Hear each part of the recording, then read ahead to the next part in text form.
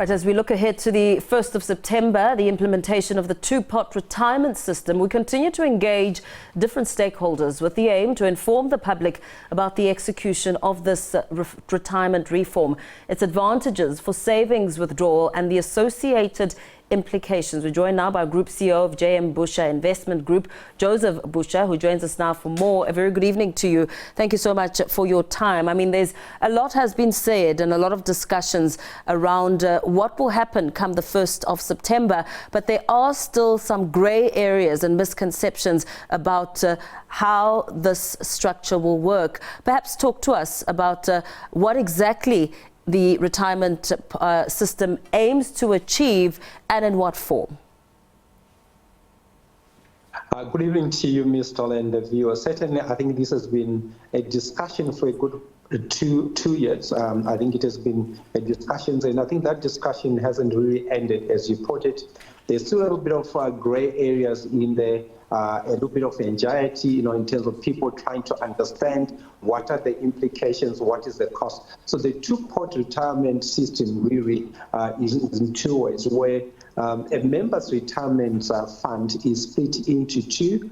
A third of it is put into a savings fund, and then the second 2/3 will basically go into a retirement fund. That is really the TwoPot system in a nutshell. So a third, 30%, if I can say that, 33% is put in a savings fund where the member can have access to it, and the rest is into a retirement fund.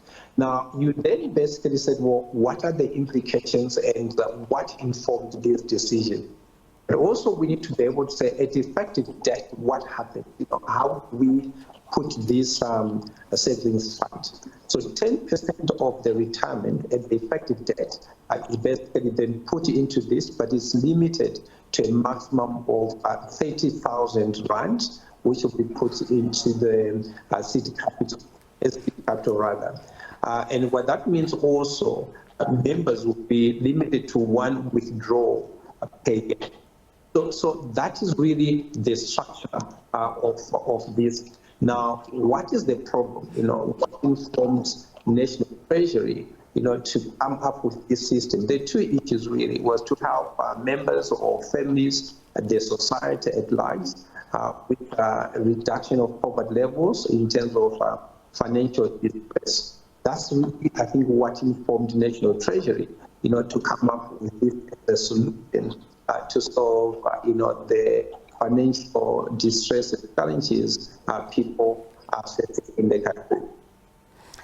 The implications for taxpayers' retirement funds, I mean, that conversation in itself has been one that perhaps needs to continue to be explained and examined, because if you would to withdraw 20,000 rand, it doesn't essentially mean that you will land up with 20,000 rand in your bank account at the end of it. That's correct, Mr. That's really correct. So what happens then is on the withdrawal debt, immediately you withdraw, then your marginal tax rate, it kicks in, depending obviously on your bracket in terms of what is your marginal tax rate, because each member basically pays a very different tax rate. So what that means is that if you had left your money invested, say to retirement 65 or early retirement at 55, your funds would have gone far much for a longer period, but also you would have delayed the taxation of your funds. So I think people need to understand that once you start withdrawing, you're going to be taxed that money. But this is really not also applicable, as I just mentioned there, to members of the Provident Fund who are 55 years at that effective date. It's also been suggested that fewer South Africans are now planning to dip into their savings into the TwoPot retirement system, and that they've had a change of heart after some considerations. What would shape such a consideration? Because there's no benefit. I think if we rush into it, given obviously our economic trajectory, I know that things are changing, but certainly I think the there's still lots of distress in South Africa. I think this is informed by the number of people certainly receiving social grants, but also there were people, who were retiring early to be able to cash in. That's why I think National Treasury or the government came up with this. So I think a lot of people are realizing that there's no reason to rush into getting these funds because you're going to go into consumption rather than into investment. I would imagine it would have been better if government was saying, well, if you're taking that portion, you must be either buying a house or putting it into a structure that is really not for immediate consumption. And I think a lot of people are realizing that there's no immediate benefit. I might go try and adjust my personal finance and delay, the withdrawal of this pension because, the future is uncertain. And I think we are aware that a lot of individuals, they get at retirement because they don't have money for education and other living expenses. Should one choose to withdraw, perhaps an emergency, you make mention of buying a house, how does one explore other avenues of making the two-pot retirement system work for them?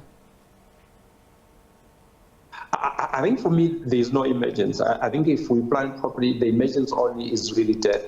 But you're not best going to withdraw, to cover that because people might have other employee benefits like funeral cover or any other life contingents kind of policies and so on. My recommendation is that, if we're going to withdraw, we must make sure that we're withdrawing so that we have a benefit into the future. That's why I mentioned that if people basically now have an opportunity to acquire a house where they were renting, I would basically recommend that they can have access to that funds, put a deposit into buying a house, because if you have that as your primary home, then I think it's far much better to retire with a roof over your head rather than wait battling, to be able to pay your rent loans and you risk being chased away from your home. So I think for me that would be the only condition. I would encourage South Africans to withdraw if they are buying something that is very essential in their return. Would you say age is a factor to benchmark the decision, either young or old? It is. Certainly age is a massive factor. Let's assume, and I know that this is just a generalization, that people start really settled in their jobs at the age of 25. Let's just assume that you are at college and you finish at 21. The first 2 years or 3 years, you kind of finding your feet and you start really committing at 25. So if you're at 25, you've got 40 years to retirement at 65. Then you've got all that period to kind of plan. But if you're at 55, if you were to plan to buy a house at 55, it means basically you have about 15 years of working 10 years rather of working towards your retirement. And normally your housing loans are about 20 years and you don't have time to be able to pay for that. So this would be possibly good for younger people if you have enough money to make sure that the 10% is for your deposit. But I think if you are older than that at 55, possibly you must look for a living annuity, where you can basically start having access to that, but it is far much managed and controlled.